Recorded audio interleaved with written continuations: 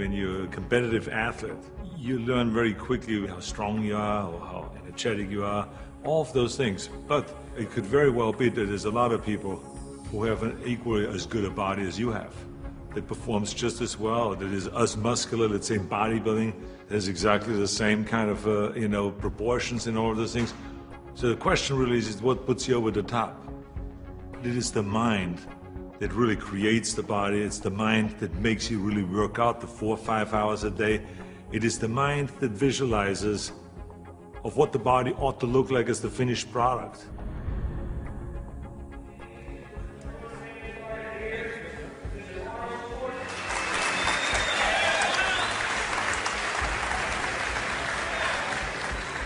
Hello everybody. For the last 2 years, I've been doing exhibitions like this all over California in various institutions and prisons and hospitals and so on. And I've been having a great time, and it's a very satisfying thing for me to do, to spend one day every month to come to one of those places and to help the guys with their training and so on. When I used to do seminars on how to become a champion, I would always ask people, why do you want to be a champion? Or what do you want to accomplish? Why are you training?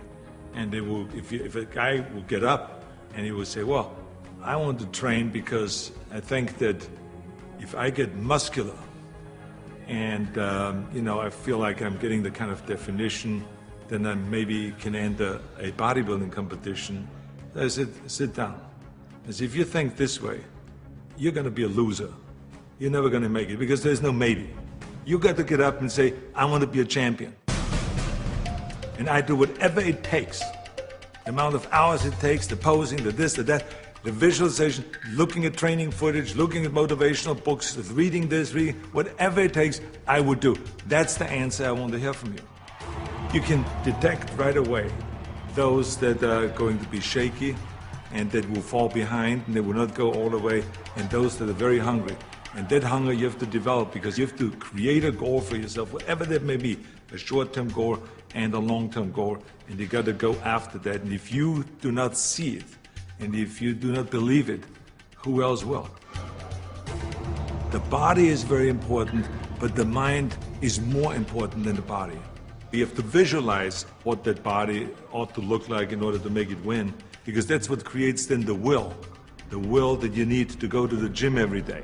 The will that makes you go into the 4 reps, the will that makes you go beyond when you do your 500-pound reps in the squats and you can't do another rep and your body is shaking. It's the will that makes you go one more time down and struggle up one more time. And so it's all of this, so the mental aspect that motivates you and that makes the difference between you being in the gym full of joy and looking forward to doing that extra rep and looking forward to doing those extra 100 reps in the sit-ups and working past the pain barriers. That all is the mind. That's not the body. So this is why I think the body is very important, but the mind is more important than the body. So you got to go to the gym and feel like every rep that you do is getting you one step closer to that goal, to make that vision that you have turn into reality. And that's why when you look at pumping iron, for instance, you can see that we always had great joy in the gymnasium. And people always were saying, why would you laugh and have a good time? You're working at 5 hours. Well, we did because I knew that every workout, every 5 hours, would get me closer to becoming the Mr. Olympia or the Mr. Universe or the Mr. World and all those things. And I think that if you think that along the way you're not going to fail, then you're blind. Because there's no one that I've ever met, no matter how successful they are, that haven't said that they had their failures along the way. You have to. I mean, the only way that you really know that you can lift 500 pounds is if you're willing to fail. So if you're afraid of failure, then you will never grow. The people that grow the furthest are the people that really don't care. They fail or they make it, they're going to take that risk because that's what you have to do. I think what we learn in sports is very helpful to anything and everything else that you do in life. So now you apply that principle to acting.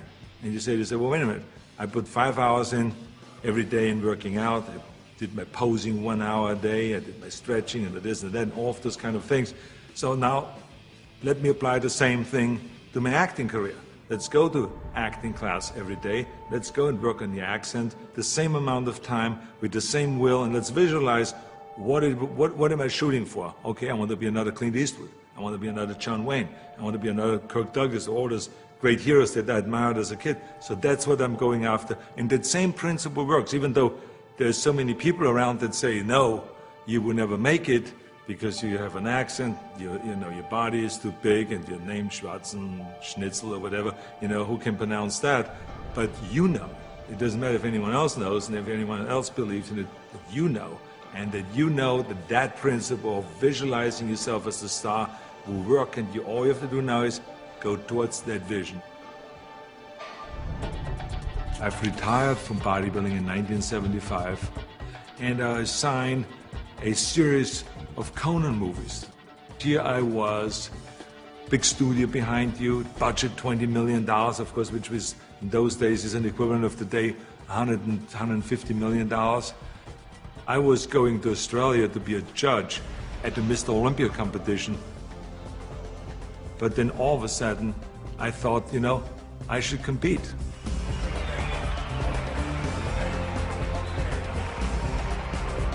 I think the competitors felt very disappointed. So they felt kind of, why would I do that? Why would I take that trophy away from them when I have everything else on the plate? And so I think there was disappointment there. And, you know, I just felt, well, that's something that I need to do. I felt very strongly about it, and so I competed. So now you apply that principle in my political career. This historic election has come about because there's a tremendous disconnect between the people of California and the leaders of California. I'm running for governor to lead a movement for change. I want to be the people's governor. I will work honestly, without fear or favor, to do what is right for all Californians. Join Arnold and let's bring California back. People see me as a big action hero on a screen, and they expect the same kind of bigger-than-life action in reality.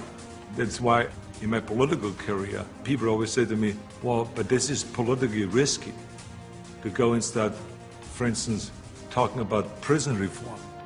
People don't want to go and even talk about that. So I say, well, I said, yeah, maybe it's politically risky, but in the meantime, we have 172,000 prisoners in facilities that are built for 100,000, and something is going to break, and something is going to happen. I want to fix it. I feel very strong that I can bring people together. I feel very strong that I could unite Democrats and Republicans, you know, all of those things. And I knew exactly what needed to be done to turn the economy around, to bring jobs back, to bring businesses back, to reform, you know, workers' compensation, to do all of those things. I knew there's certain things that we have to do to turn the economy around and to make people in California feel like that this is, in fact, a golden state. And true enough, after I have announced, and after I ran, and after I won, you know, all of the things that I've planned became a reality. I always use bodybuilding as an example for a lot of things that I do. If it is talking about the budget, if it's talking about the environment, if it's talking about prison reform, somehow I always get in my experience of what I've learned in bodybuilding and then somehow tie it in of what I'm doing today. I have learned a tremendous amount, and every day still is a learning experience.